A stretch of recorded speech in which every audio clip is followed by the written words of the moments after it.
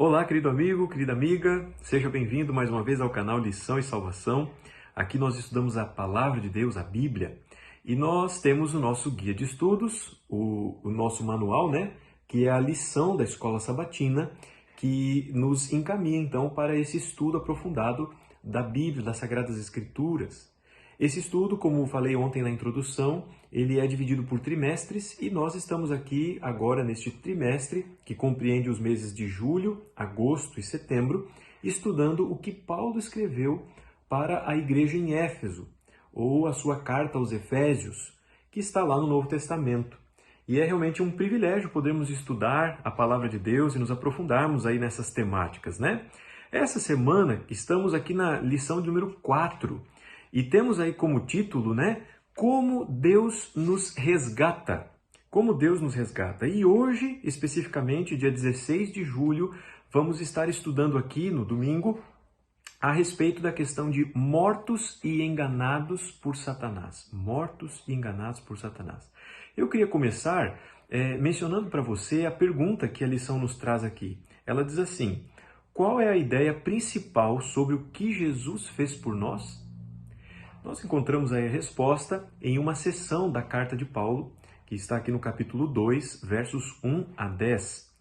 E essa seção é interessante, porque o apóstolo Paulo aqui, ele faz de uma maneira assim mais detalhada um histórico a respeito do processo de conversão dos crentes de Éfeso. Ele fala do antes e ele fala do depois e ele celebra isso. Antes dos versos 1 a 3. Então, as bênçãos provenientes da salvação, versos 4 a 7.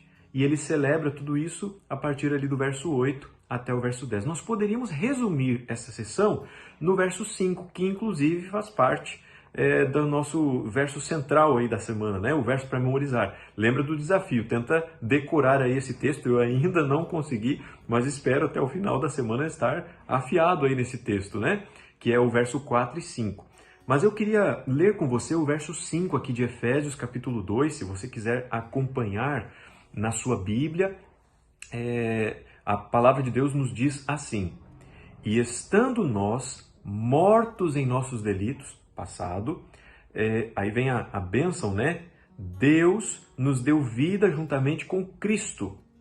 E aí a celebração: pela graça sois salvos. Somos salvos pela graça. E é interessante nós refletirmos e lembrarmos desse processo também em nossa vida. Como era a sua vida antes de Cristo? Os costumes, as práticas, os vícios. E então você conheceu essa mensagem que transforma vidas. E claro, nós não somos perfeitos. Nós estamos num processo de santificação.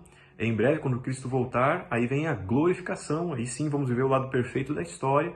Temos as nossas lutas, mas com certeza você pode observar as inúmeras bênçãos de estar vivendo aquilo que a Bíblia orienta, aquilo que Deus nos diz. Quem sabe você está estudando aí a Bíblia, está conhecendo a respeito disso, está se preparando para assumir publicamente aí essa decisão através do batismo. Siga firme.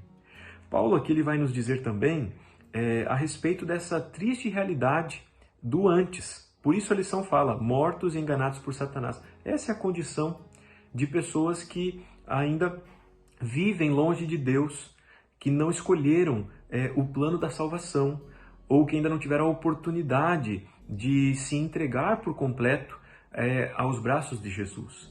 E aqui Paulo lhe fala que os efésios, eles viviam mortos espiritualmente, praticando coisas erradas, que vão contrárias àquilo que Deus planejou, que Deus orientou. Mas então, com Cristo Jesus, eles têm a fonte da vida, a vida eterna, a vida em abundância.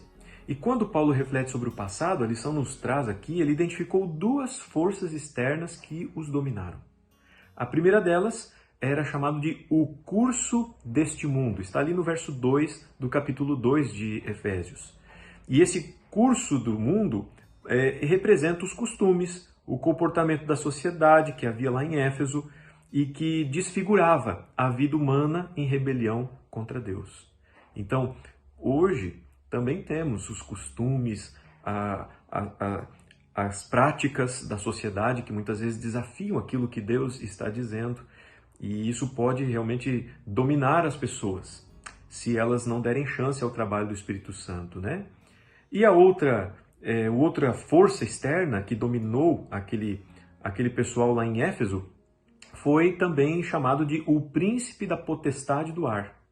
A lição fala aqui que uma vez que o ar, ou lugares celestiais, é identificado como o local dos poderes sobrenaturais, incluindo os malignos, então ele também é identificado como ativo na terra, pois é o Espírito que atua nos filhos da desobediência.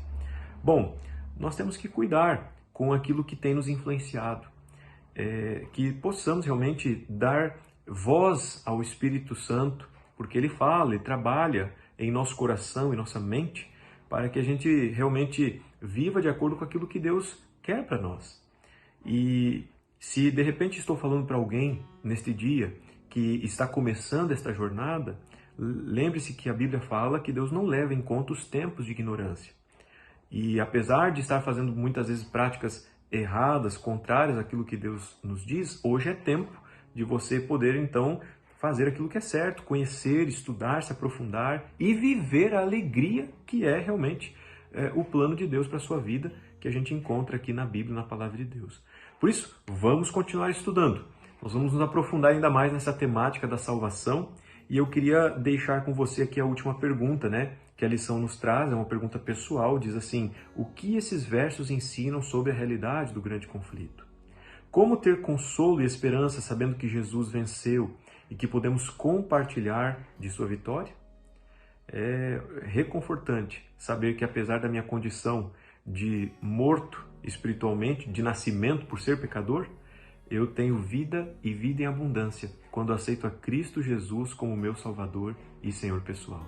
Deus te abençoe nesse dia, meu amigo. Um forte abraço e a gente continua aí ao longo desta semana.